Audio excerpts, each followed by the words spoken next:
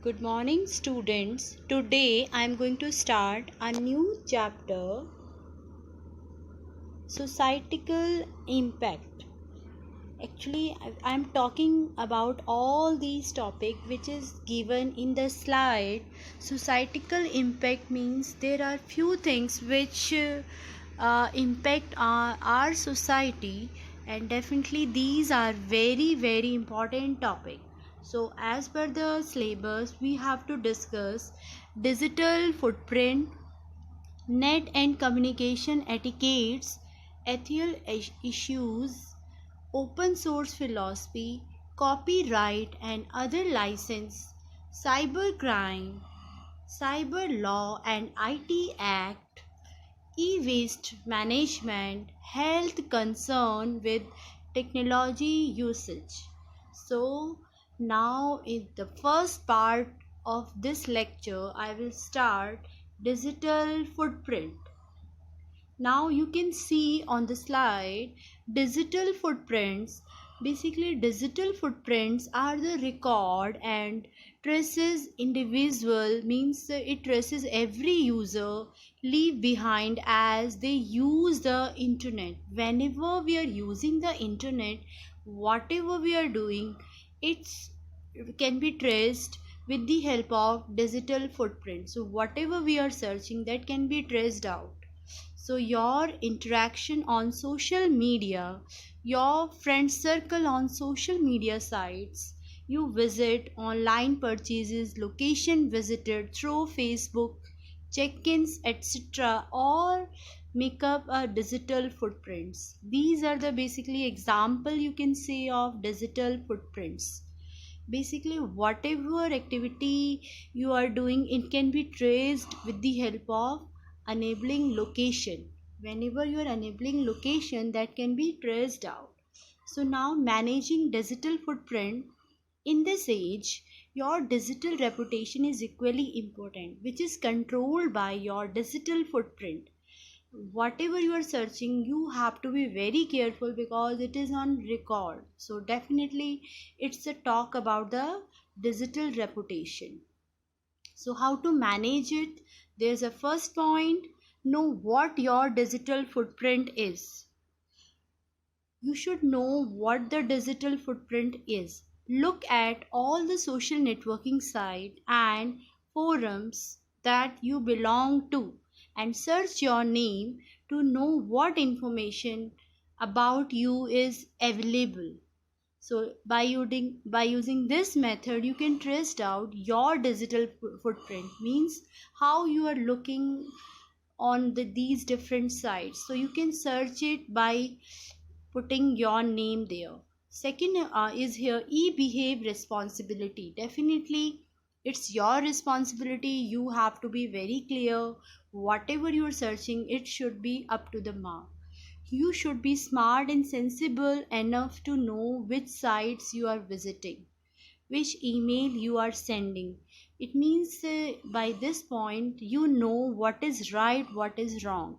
So while doing the work, we have to be careful because it is stressed out.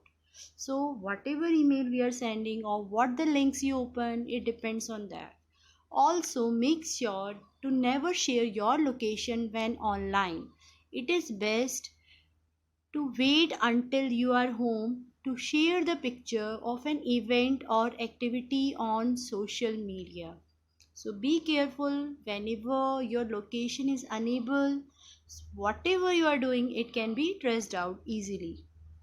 So it is better you have to wait, you have to be at home while you are sharing the picture because it may be hacked by unauthorized users.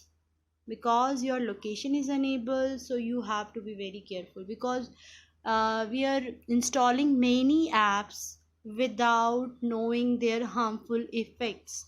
So we are giving allow option, even allow the location option also. Whenever we are opening the app, automatically location is enabled, our location is enabled, so we can easily be traced out. It can be harmful, it can be useful, it depends on the site nature. Now there is a third point: keep your digital footprint clean. Carefully go through your social media handles, past browsing history on YouTube and other public site and do the following. You should do such kind of thing. You should have to clean your digital footprint. Remove any photo, content and the link that may be inappropriate, means which is not related to you, which may be harmful for you. So you have to remove such kind of thing. Remove any detail about you that reveal too much information, like your phone number, school, college name, address. So such kind of detail, if you have stored somewhere, please remove it, because it may be harmful for you. Suppose you are filling the form and you are putting all the information in cookies, so it can be traced out. So fourth point is here, control the visibility of your information. Every web browser, social networking site offer options in their settings to control the visibility and access of the information. Actually, every browser, even in every website, they give you the option whether you want to save it in the form of cookies or you don't want to save it. So you have to be careful. If you will enable the cookies, they can trace out your data easily. So whenever the making every browsing activities and post of yours public, you should be selective about who you authorize to access your information. Obviously it should be the valid. Whatever information any other user will access, because it is public, so it may be misused. So we have to be careful to whom we have to give the access. It should be limited only your known circle or the people you can trust upon. That is called private. Otherwise, that is a private means you know the people, so definitely it will be the private information, not the public information. So for the friends, keep it private. So you have to be save yourself to post it publicly. If it is publicly, so be careful, you will not share your personal information. Allow, number 5th point then, allow comments moderation. What does it means? Consider using the block comments feature or setting your social networking profile to private so that only designated individual can view your information. So you know very well, anyone can give the comment on YouTube, Facebook, other social media. So we need to block the comments feature so that only the selected user can give you the comments to whom you know. 6 is your think before you post. Definitely what you are posting, you should know, is it right or wrong? We have to be careful. So all the mentioned steps are controlled what has been done earlier, but you have to be alert what you are posting online. Your digital footprint will be clean properly. Okay, so we have to be know these things. So digital footprint, what we have to be careful, and for what we have to be smart. So we have to be careful what you share online. Definitely it should be up to the mark. Be smart sites you visit. Be careful where you share, to whom you are sharing. It should be the well known to you. Email you open, whenever you're opening an email, any unknown person or known person, you have to be careful. You have to be smart. With whom you share. Whenever we are sharing the data, to whom you are sharing, that is main thing. Means genuine person should be. Otherwise it may be harmful for you. Be smart. Whenever you are getting any link, you have to be link you click, you have to be very smart about that. Next slide we have net and communication etiquettes. Net means we are talking about internet, and with internet we are talking with the communication also. So we need to follow some etiquettes. Etiquette means basically some certain rules and regulations that must be followed. Like in real life we have many etiquettes we are following, like we should respect elders, where we should not fight. There are a lot of etiquettes we are following. We should respect everyone, especially women, we should respect. So same like here, while using the internet we have different kind of etiquettes, that is called net etiquettes. The word net etiquettes derived from the word of net, that is a internet, and etiquettes. So it refers to the online manners while using internet or work online. While online, you should be courteous and truthful and respectful for others. Means you have to be brave, truthful, and respect of others. These things are necessary while you are using internet. So in net etiquettes, there are so many points. Number one, refrain from personal abuse. If you disagree to something, you may express robust disagreement but never call them names or threaten them with the personal violence. It's a crime. Don't use any personal abuse. Means whatever, if you disagree with someone, you cannot threaten them that you should follow your ideas. Number two is here, never spam. That is done repeatedly. Post the same advertisement for the product or services. So please do not post the same advertisement for the product or the services. Okay, write clearly and concisely. Means write simple and short, and it should be clear. Whatever you want to tell, it should be in a proper language. To avoid the slang like short forms, any other kind of short form, you have to be avoid that. Because if you are giving the comments and no one will understand, then there is no meaning of that. Always post the always post the correct content in respectful language. Remember that your post are public, so definitely that can be read by your friends, your sibling, your parents, and your teachers. So it should be in respectful language because it shows your personality. Fifth is here, in a discussion forum, stick to the topic. Don't post about football in the hair chair forum or about hair care in a gardening forum. Means where you are giving your forums. Suppose you are selecting a forum topic football, so you cannot give your any views kind of any other kind of topic. It will be the unmeaningful for others. Corrected forum should get the corrected messages. So now the next slide here.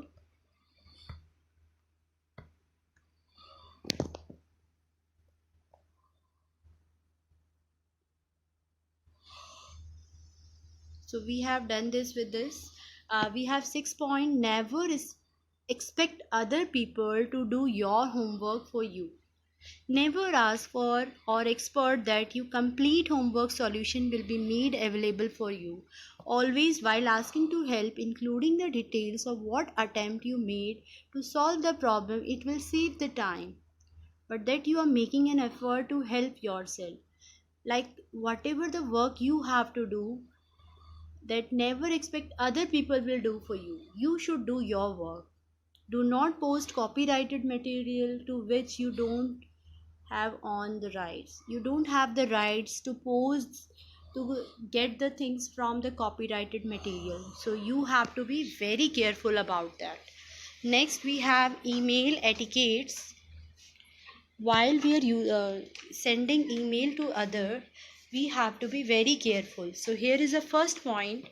While sending the email, be concise, to the point, use the proper spelling, grammar, and punctuation, use proper structure and layout. Do not write with capital letter. Use case sensitive. Means like sentence case, we have to use first letter is capital, then rest is a small. Then add an email disclaimer. Handle abbreviation and emotions with care.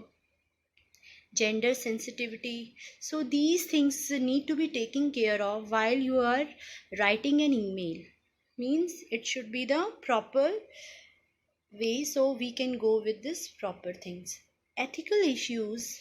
We have many ethical issues nowadays. So what are the ethical issues here? Let me tell you.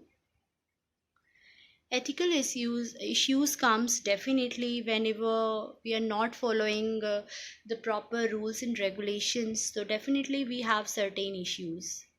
So in such case, what are the issues we have? Number one, intellectual properties right. Number two, digital property right. Number three, parallelograms. So intellectual properties right means the rights of the owner of the information to decide how much information to be exchanged, shared or distributed. It gives the owner a right to decide the price of doing, exchanging, sharing and distributing. Intellectual properties comes with the product, with the movie you're purchasing, with the software you're purchasing. So these are the property rights basically will be for the owner. Owner can decide whether the product can be exchanged, shared or distributed. The intellectual property right must be protected for it means encourages the individual and businesses to create new software and new software application as well as improving the existing application. Means we can develop the new software if we have the rights. Ensure the new ideas and technologies while distributing. Promoted investment in the national economy. Definitely it promotes the investment can be done in the national economy. Digital property right. This is the second number, digital property right. That is means digital assets that refers to any information about you or created by the existing in digital form, either online or an electronic storage device. For example, any online personal account such as email and communication account, social media account, shopping account, photo and video sharing account. These are the example of digital properties right because these property rights lie with the owner. So what are the threats can be, what are the security concern we need to be taken care of if you are the owner of a particular social media account or a shopping account you are having. The first threat of digital partner is here. Number one, digital software pretender tools. What does it means? One need to buy the usage right or the license to use a digital property.